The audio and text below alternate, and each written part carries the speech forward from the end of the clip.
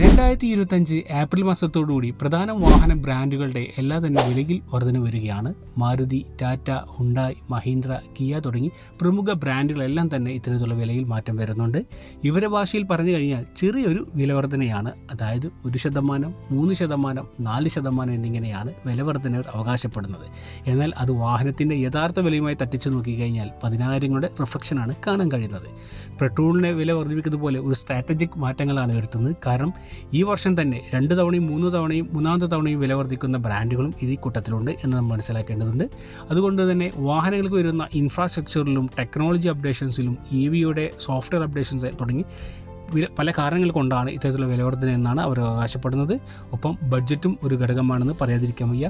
So നിങ്ങൾ തിരഞ്ഞെടുക്കുന്ന വാഹനത്തിൻ്റെ ആ വിലവർധനയോടൊപ്പം നിങ്ങൾക്ക് ഉപയോഗിക്കാവുന്ന വാഹനത്തിൻ്റെ ഫീച്ചേഴ്സും മറ്റുള്ള എക്സ്ട്രാ ലഭിക്കുന്ന ആനുകൂല്യമെല്ലാം തന്നെ മനസ്സിലാക്കി മികച്ച വാഹനം ചൂസ് ചെയ്യാവുന്നതാണ്. എന്നാൽ ഒരുപാട് വാഹനങ്ങളുടെ ഇയർ ബാഗ് വാഹനങ്ങൾ പല ഡീലേഴ്സിലും ഇന്ന് അവൈലബിൾ ആണ്. അതെല്ലാം ഉറപ്പുവരുത്തി മികച്ച വാഹനം നിങ്ങൾക്ക് ചൂസ് ചെയ്യാവുന്നതാണ്.